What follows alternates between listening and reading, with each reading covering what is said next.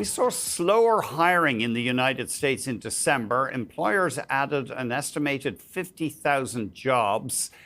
How is this going to affect the interest rate decision by the Fed this month? We're joined by Gennadiy Goldberg, head of U.S. rate strategy at TD Securities. Gennadiy, great to see you. Thanks very much. Tell us what jumped out for you with this U.S. labor report. Yeah, and thanks for having me. Definitely a noisy one, I would say. You did get a below consensus payroll report. What really jumped out was the lower unemployment rate. Now, some of that is unwinding some of this noise in the wake of the government shutdown. Certainly, you had lots and lots of noise in the data. What we're really seeing is a somewhat softer labor market, still very consistent with low hire, low fire.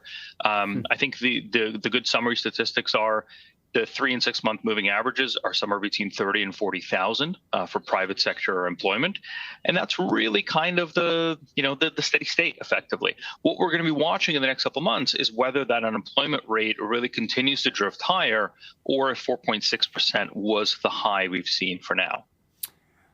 And the Fed, obviously, the labor market, infamously a lagging indicator, or traditionally seen as that. What message do you think the Fed will take from the latest few months in employment? I think they're still recovering from, a lack of data as well. To some extent, I think you're going to see a message of data dependence. They're still waiting and watching a lot of that economic data. They are going to be leaning a little bit less heavily on their worries about inflation. I think inflation now is a little bit more under control than it's been in the last kind of 6 to 12 months, or at least on an outlook perspective. Really what we're looking at is, what happens to the U.S. economy next? Is the U.S. economy moderating? Is the labor market moderating? All of those things are really things that the Fed is going to try to ascertain over the next couple of months.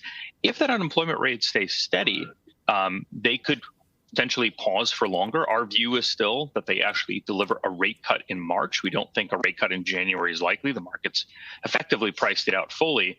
The market's only pricing in about 7 or 8 basis points of cuts at the March meeting. But every data point matters. Every data point really matters to the Fed, and we're going to have data dependent activity for the foreseeable future. RBC came out with an incredible report this week. We're trying to get them on, that said consumption by 10% of U.S. households was behind, or lately has been behind, 1/3 of all economic activity in the United States. The gap in income and wealth has become so great. I guess that's tough for the Fed, isn't it? Because you've got one group that are struggling, a huge portion of the population not doing that well. Yeah, and that's kind of the fears about this K-shaped economy, right? You've got folks on the upper end of the income spectrum actually doing relatively well, folks on the lower end of the income spectrum not doing that great, and that you've got that divergence. Now, there are expectations that the folks on the lower end of the spectrum will get supported by additional tax rebates because of the One Big Beautiful Bill Act. What really matters for the FOMC, though, is what's happening to the higher echelons.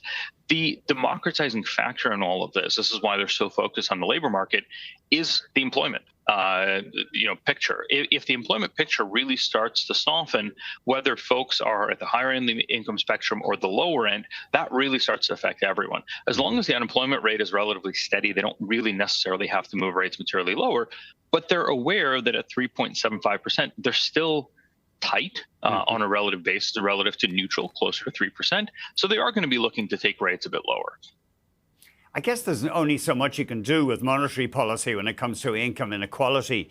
Apparently, in the second quarter of last year, consumers in the top 10% in America accounted for just under half of all U.S. household spending.